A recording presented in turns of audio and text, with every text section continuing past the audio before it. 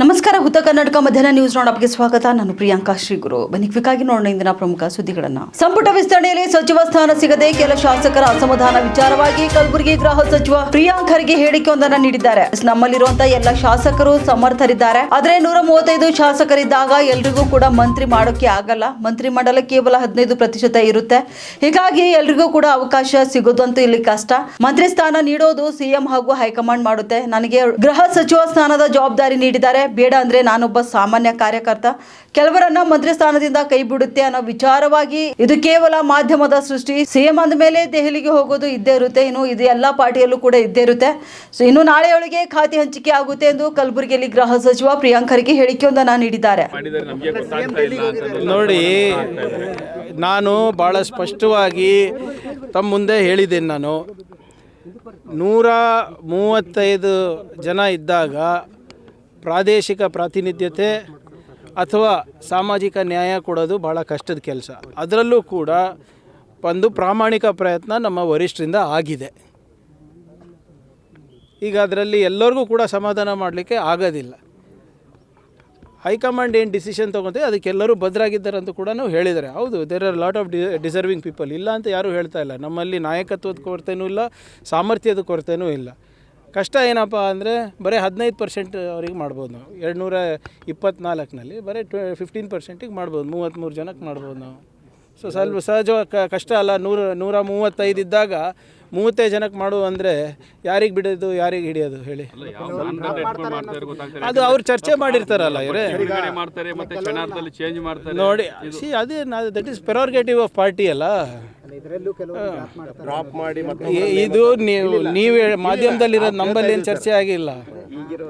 ನೋಡಿ, ಕ್ಯಾಬಿನೆಟ್ ಎಲ್ಲಿ ಯಾರು ಇರೋದು ಬಿಡೋದು ನನ್ನ ಆದ್ಯತೆ ಅಲ್ಲ, ಮುಖ್ಯಮಂತ್ರಿಗಳ ಆದ್ಯತೆ. ನೀವು ಮುಖ್ಯಮಂತ್ರಿಗಳ ಪ್ರಶ್ನೆ ನಾನು ಕೇಳಿದ್ರೆ ನಾನು ಏನು ಹೇಳೋಕ್ಕಾಗ್ತದೆ? ಹೋಮ್ ಮಿನಿಸ್ಟರ್ ಜವಾಬ್ದಾರಿ ಕೊಟ್ಟಿದ್ದಾರೆ ಅಂತ ಹೋಮ್ ಮಿನಿಸ್ಟರ್, ತೆಗೆದ್ರೆ ಕಾರ್ಯಕರ್ತ.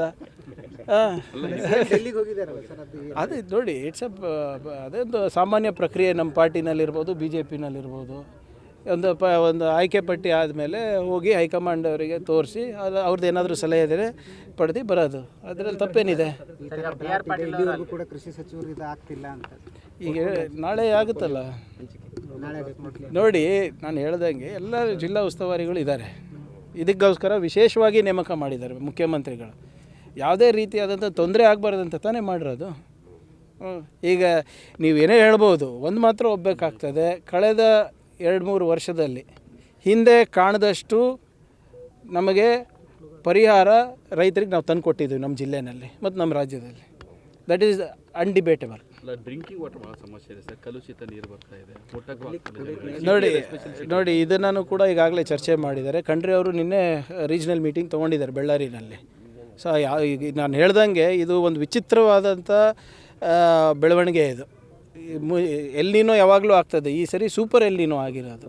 ಸೊ ಇದು ಬರೇ ನಮ್ಮ ಕಲಬುರಗಿಗೆ ಅಥವಾ ರಾಜ್ಯಕ್ಕೆ ಸೀಮಿತ ಅಲ್ಲ, ಇಡೀ ದೇಶಕ್ಕೂ ಆಗ್ತದೆ. ಮತ್ತು ಹಲವಾರು ಬೇರೆ ಬೇರೆ ದೇಶಗಳಲ್ಲೂ ಕೂಡ ಈ ಸಮಸ್ಯೆ ಉದ್ಭವಿಸ್ತದೆ. ನಾನು ಹೇಳ್ದನಲ್ಲ, ಬರೀ ಇದು ಜೂನ್ ಜುಲೈದು ಅಷ್ಟೇ ಅಲ್ಲ ಸಮಸ್ಯೆ. ಮುಂದಿನ ಜೂನ್ ಜುಲೈ ತನಕ ನಾವು ಕಾಪಾಡ್ಕೊಂಡಿರ್ಬೇಕಾಗ್ತದೆ ನಮ್ಮ ಮೂಲಗಳನ್ನು, ಜಲಮೂಲಗಳನ್ನು. ಸೊ ಅದಕ್ಕೂ ಕೂಡ ಒಂದು ವಿಶೇಷವಾದಂಥ ಆದ್ಯತೆಯನ್ನು ನಾವು ನೀಡಿದ್ದೇವೆ. ಈಗಾಗಲೇ 1 ಕೋಟಿ ಪ್ರತಿ ತಾಲೂಕು ಕೂಡ ಕುಡಿಯೋ ನೀರಿಗೆ ಕೊಟ್ಟಿದ್ದೇವೆ.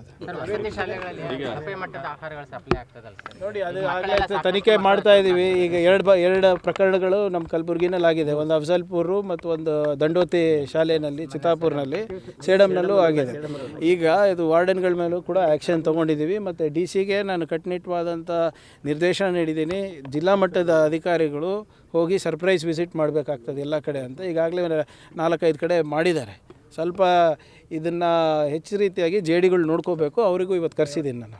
Thank you.